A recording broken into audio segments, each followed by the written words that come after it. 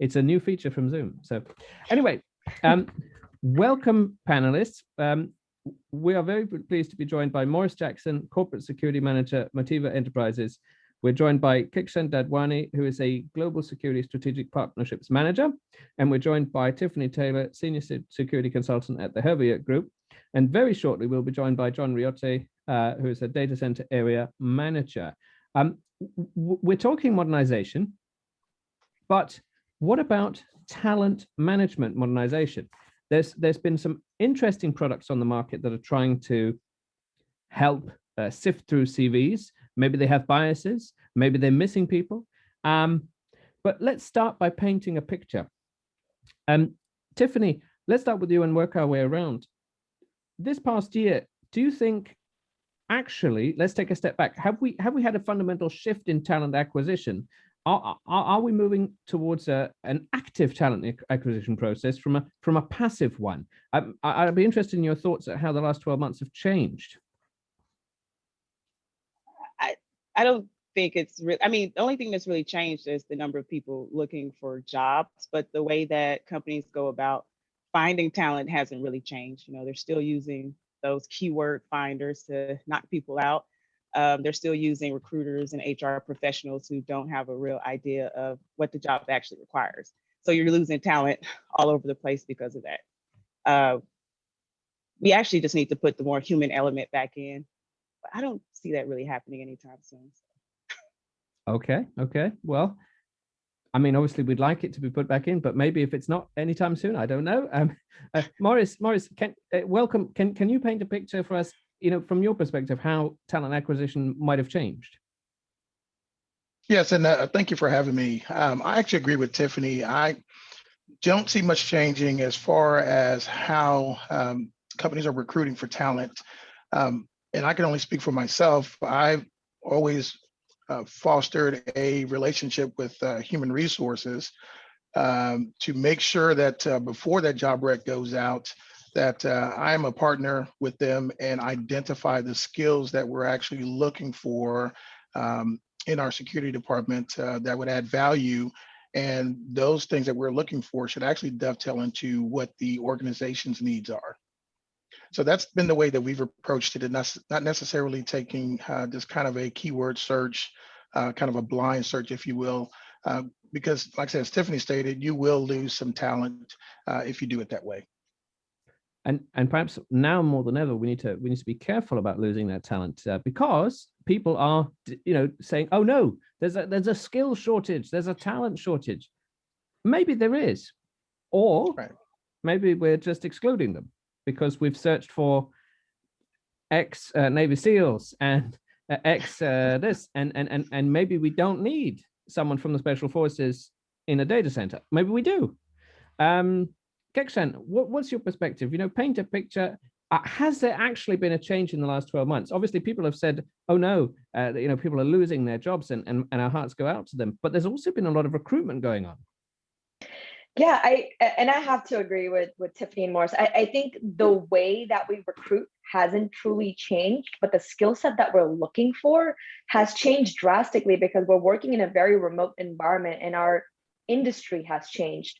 The way that we operate within our professional work has changed, right? People come into your homes now. You have to have more, you know, communication skill sets. You have to have more of an EQ to be able to work with your fellow colleagues. So I think in terms of the way that we do it, I think that's where the change really needs to happen. But what we're looking for has definitely shifted. And I think what we need to do is start looking in different industries. And like you mentioned, you know, do we need, you know, people who've come out of the military or government jobs? Like, does that only need to be the pool that we look at, or can we really look at different areas of different industries, right? And Felmy and I've had this conversation, you know, customer service, or someone who's maybe worked in the communications industry, or I personally come from a communications background myself, and I'm in security today, right? So I think that's where the shift is. The tech itself hasn't changed, but what we're looking for has definitely adjusted. Okay, I like that. And for those of you, I mean, you know, a previous event just happened to be in Toronto last week. We sort of dealt with this idea of maybe, especially in corporate security, we could borrow people from hospitality. Because maybe that customer service skill cannot be learned necessarily. It's something that someone possesses, and you have a good EP agent or perhaps a SOC desk analyst. I wonder if that could be replicated. Tiffany, are you surprised that we're having this conversation at a corporate security modernization forum, given that traditionally it's been about, well, this tech can do this and this can do that, and how can tech help in this skills talent management gap that we apparently have, or maybe we don't have it? That's a good question. Well, I'm not surprised we're having this conversation now at a corporate security forum, because it's all, how can I say this? I guess corporate security and technology, it's all becoming sort of entrenched in one, they're all layered on top of each other. I think we need both, a little tech, not a lot. We still need that human element when it comes to the initial recruiting and looking for people. But we can use tech to sort of, set standards for when we actually get the people in. I think the tech part should happen after you actually get people in, because tech will, like I said before, it'll completely cut out a whole slew of talent, right? So we have this whole notion now that there's a skills and a talent shortage, and there really isn't. There's just a way we go about doing it. That seems to be the issue. Now, once you get the talent in, you do need to be able to measure and make sure that they're doing what they're supposed to do and they're moving along like you want them to. Because everything that I do, some in cybersecurity, I think it can be taught to anyone, and you can measure that with technology. If they're learning, they're reaching their goals. Yeah, of course, Boris. I have so much faith in people learning, because especially with technology, it's just a matter of spending time with it and learning about it. And that just takes time. Anyone can learn it. But right, it can either be your day job or the threat intel technology that you use. But could it also be technology that gets in the way? So we're saying technology might be a positive for this talent management. We are acknowledging that perhaps the skills gap might not be everywhere, because maybe we're just blinding people to talent. But Morris, is it not possible that it can get in the way between the hiring manager and HR? Is that a possibility? Well, absolutely. I think it can get in the way. I think if you make that your focal point and don't look at all the other tangibles, because there's so much more that comes to a security, hiring a good security professional. So what about the investigative skills, the attention to detail? We try to hire people from diverse backgrounds, and it actually brings different strengths to our team. We've hired people who were former military. I've had people from law enforcement. And then I also look at people who maybe have come from outside of the industry. Maybe they were an analyst in another industry, but those analytical skills brings a lot to the table. And like Tiffany would say, the tech side, or even some of the physical security, those things can be taught once they're hired. So definitely look for those tangibles that don't necessarily, that they didn't gain from a security background. But then, Morris, let's stick with that. The application of this technology, would you rather see it applied not in the hiring process, but in the management process, where we can, and we heard before from the panel, if we can get these metrics, then we can prove to the C-suite what we've been up to and how that's valuable. Is that the modernization we should seek? Well, I absolutely think that's a part of it. And I actually use that technology, and I use it for employee development. So if it's training, CE hours that we require internally, we can kind of measure their progress. We can look at their work performance as well, and form metrics from that. So we can either use that to develop them, find out areas where maybe they are strong. Maybe a particular area that we've actually hired them into is not necessarily a strong suit, but maybe they're a good investigator. So we can do that. So that's definitely a positive. And then also, when it comes to metrics, which I'm a big data person, so tying that to cost.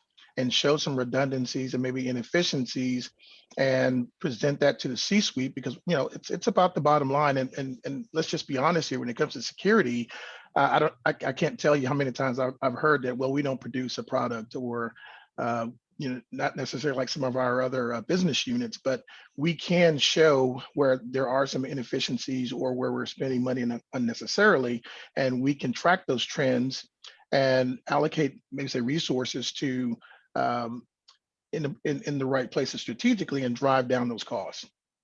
So technology can be a huge boost, a huge, let's say, multiplier, if you will, if we use them, like I say, even on the development side and placing employees where they need to be to suit their strong suits, or to track cost and drive those costs down. That'd be great, because I have visions of this workforce management technology removing some paperwork from the operator's hair, and getting on with the job of whatever they're supposed to be doing. Kehkashan, obviously it's quite an exciting topic, in that we could say, well, is there a spectrum of permissible workforce management technology? Is it possible that we'll get over enthusiastic and use things that maybe are very powerful tools to defend from external threats, and we might repurpose them internally? And of course, different states have different laws. So I guess the more holistic question I'm trying to ask is there a limit to the effectiveness of workforce management technology, given that maybe workforce might not want to be observed all the time? Is there a balance to be struck there?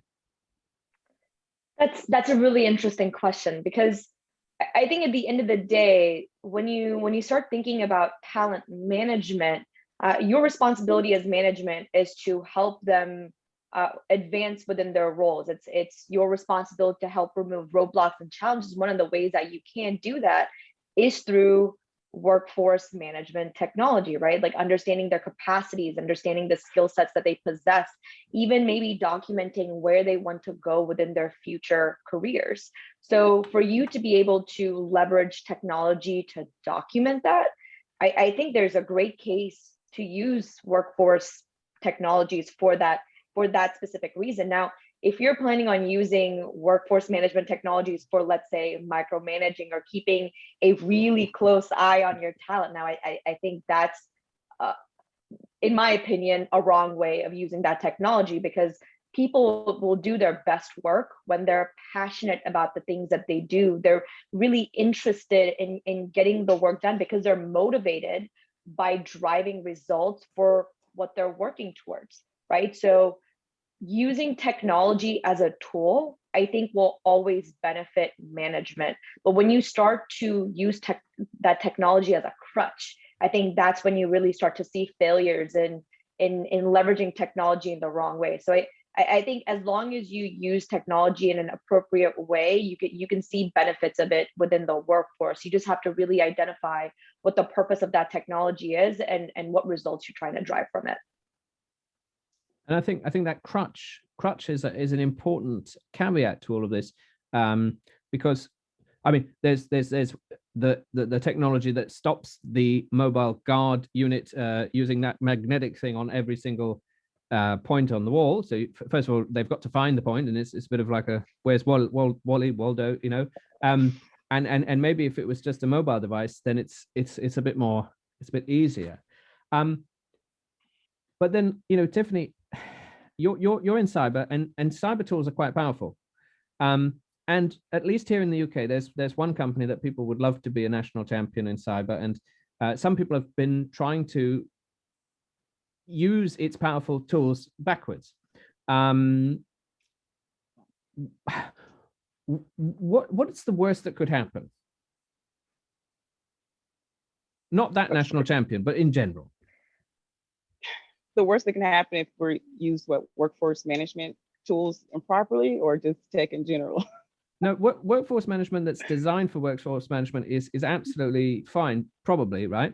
But what about the apparent trend in the media of external, very powerful cyber threat intelligence platforms being repurposed to work internally against or to manage remote workforces? Oh, you mean spying on people when they're Yes, working? that's what I'm saying. They're always at their computer. Yes. Oh yeah, that's terrible. It goes back to what Kehkashan was saying about Kehkashan, I'm sorry, about using those tools to micromanage people, and that's the worst thing in the world, because especially in cyber, you don't necessarily have to have your face in a screen all day to do your job properly, and to have that expectation for people, in security, you're going to lose people. They'll quit. And, there are tools to get around that. I mean, who doesn't have a mouse jiggler? Do tell. I mean, of course I don't, I'm always in front of my computer looking at charts and graphs and things like that. But yeah, that's a great way to, it makes people get creative about not doing their job if that's what they want to do. You have to trust your people to do their jobs. And that's where you can use your tools to see, hey, are they meeting deadlines? Are they actually learning? Are their skills growing? That's what the tool should be used for. Otherwise, there's always a way to get around it. And in fact, that could create, adverse outcomes, because they might end up slacking, or for example, this isn't a panel about me, but when I was tasked with producing conferences, suddenly they came up with the idea, well, you must have a lot of outbound calls to learn more about what issues people are, wondering about. And so, yes, I love talking on the phone. I love talking. So I clocked up 36 hours outbound calls in just a few days. And that was because I just really wanted to push the metrics. But that means that perhaps other things suffer, and they took everyone off the metrics after I did that. So I guess I'm assuming that no one in the corporate security world wants to chime up with examples. That's why I'm giving my example. I wonder then, Maurice, is this talent management tech mostly good for that liberation of the end operator, or is there something else? Because we mentioned before, we can use this talent management tech to modernize corporate security, so we can sell to the C-suite what we've been doing, and we can modernize it in another way. But where else could it be beneficial? So just to kind of go back and touch on what we were talking about here just a second ago, even in physical security, with the use of technology, there's always room for that to be abused. So we work closely with legal and human resources. So when we talk about the deployment of our cameras, deployment of certain investigative software, even talent management software, or software that actually has talent management features within it, so that we can actually track performance. So, and we make sure that there are policies put in place so that we guard against those abuses. So we know what the do's and the don'ts are, if you will. So if we're going to deploy a camera, that camera is placed in either common areas like stairwells, hallways. So we don't place them right outside of our medical clinic. That would not be ethical to do that. We would place them outside or inside of maybe server rooms. So those are critical areas that we need to protect. If we use analytics, which we use a lot of analytics, and we would place them at, say, maybe boundaries or entry exit points of our facility or to buildings. So there's certain parameters that we would place policy-wise around the use of that technology. And same would go even if we're talking about talent management.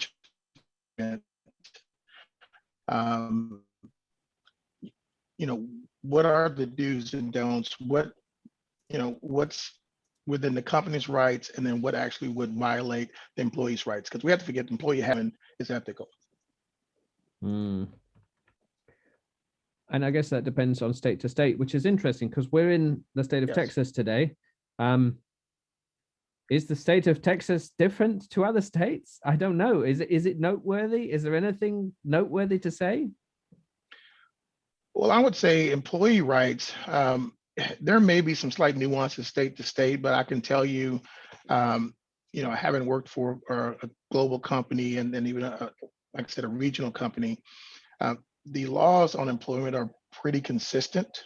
There won't be very much difference. I mean, not very much daylight between the employment laws and what companies will agree to do and not to do. You can get sued in all 50 states. So, so, so the laws are pretty consistent. Okay, I like it. All right, well, we're feeding off of something. We got Tony in the audience says agreed, and Carlos says micro is not magical. Kehkashan, let's give you that then. Micro is not magical. Obviously, Carlos has the magical framework because of his, background. But if we are to modernize workforce management, is it not inevitable that we'll just start micromanaging everybody? Or is that the beauty of AI? The AI is not so subjective, or is it subjective? Because it depends who has programmed what algorithm. I don't know, Kehkashan, would you like to deal with micro is not magical?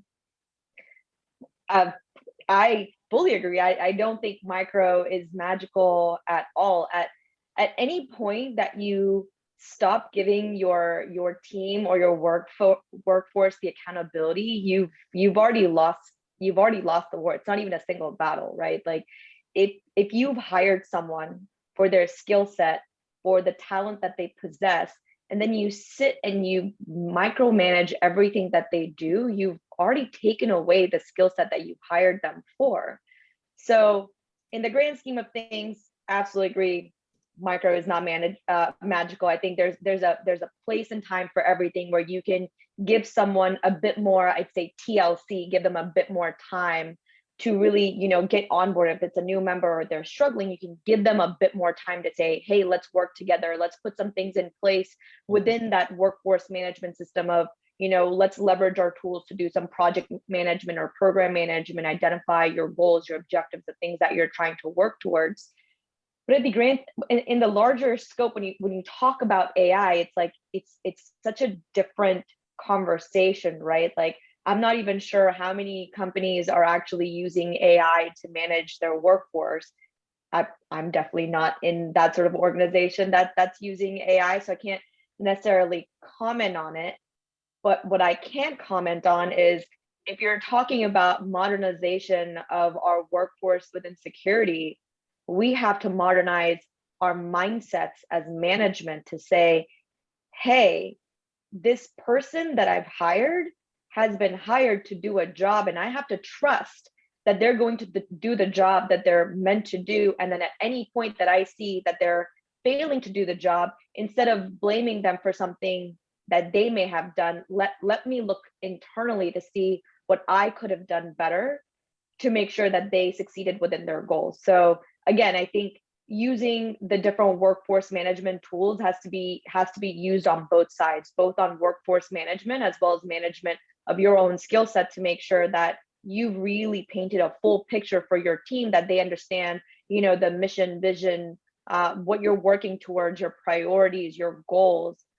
Because at the end of the day, you have to put everything together. And again, that is a great place to use technology to help people understand what you're working towards and create more clarity across the board. So can't really comment too much on the AI, but I'll repeat it again. Micro is not magical. Yeah. Well, and I can see AI micromanaging even more than people, because what they're looking for is completely different. Well, it's not completely different, but it can be a lot more nuanced. And they see things like, oh, if your IM goes to sleep every 10 or 15 minutes, maybe they're doing this, maybe they're searching for a job. Because I know there's AI that can tell, hey, this person's about to go look for a new job based on their behavior within the company's network. No good. That's terrible, terrible, terrible, terrible. I mean, but any tool or technology can be used nefariously, which I think spying on your employees is that. I agree. Yeah, I guess because if an employee is looking around, it's kind of a you problem, not a them problem. And you're not a gang, or maybe you are. Maybe some companies are actually just gangs where. Anyway, that's another story. And Phelim, I do want to comment on that. If an employee is looking for another job, I think instead of penalizing them, sometimes it's just a better move for that employee. right? It just, that job might not be the right fit. And if you are managing a human, you're like, I think that's something that we have to remember. We're managing human beings. It's not something that's going to be consistent all along. So you can modernize the technology all day long, but you still have to keep that human element, because circumstances in life change, our interests, our passions, our desires change. So let's make sure that we always keep a human element to management. Yeah, I agree with that. And I know we talked about AI. I think it's up to the management to employ a little bit of human intelligence, making sure that they are actually um, in touch with their employees, and they're meeting with them on a regular basis, and start asking those questions. They should start noticing if maybe their work kind of falls off or the interest just isn't there, and maybe start asking maybe what their interests are, and see if there's maybe other opportunities for them within the company. I mean, that could be a solution. I know we've had people that actually have started in other departments and then ended up in security, and vice versa. And it's worked out really well for them. They stayed with the company, and we had a great employee. So our turnover wasn't impacted. I mean, that's another thing we look at when we start talking about artificial intelligence versus human intelligence. So I think human intelligence, it still works. Yeah, absolutely. Yeah. Well, it still works, and I guess that's why we're still having these humans on this event, because until you've been replaced by robots, and this will continue to be a relevant debate. I guess, Kehkashan, what do you think we can try and hope to achieve today? That's probably a nice sort of look at everything. Honestly, I think especially within the security industry, I'd love to see more diversity, right? Not just diversity of humans, but like diversity in our opinions and the way that we view our lives, diversity in the goals and objectives that we want to achieve. Because if you remain in an echo chamber of people who have the same thoughts, the same cultural nuances as you're really not going to see a lot of innovation. The best teams that I've ever worked on have been teams that have had a diversity of opinions. So within this place, I would love to see us go out into different industries and find people who could help us really revolutionize the security industry. And that is my ultimate hope. I like it. Well, conscious of time, let's just do a quick round. Tiffany, what do you hope we can achieve today? Put the people back in, what is it, modernization for security professionals. You have to put that back in, starting at the beginning. Okay, I like it. And then Morris? Yeah, so for I don't know how old everyone else is on on this panel, but let's just say I'll be 50 this year. So I think for those of us who still have a little while to go to work before we retire, but we aren't spring chickens either, I think we need to start looking at adding to our training and expanding our skill set. And that I would advise those of, I'll say, the seasoned professionals out there to start looking at some cyber certifications. And also for some of the younger talent coming in, or entry level coming in, I would really encourage them to obtain some cyber as well as physical security training and education, so that they're more well-rounded. And I think they would be able to meet the needs of, I think, what we're going to see as the security professional of the future. So if we achieve anything out of this, hopefully we can get that message out there. I like it. Fantastic. All right. Well, Kehkashan, Tiffany, Morris, thank you for being such great panelists. We've already got Natasha saying well done. Let me give you a virtual round of applause. I found some balloons added to the added to the clamps. We'll see you in the audience. Thank you for having us. Thank you for having me. Thank you. See you soon. I like it.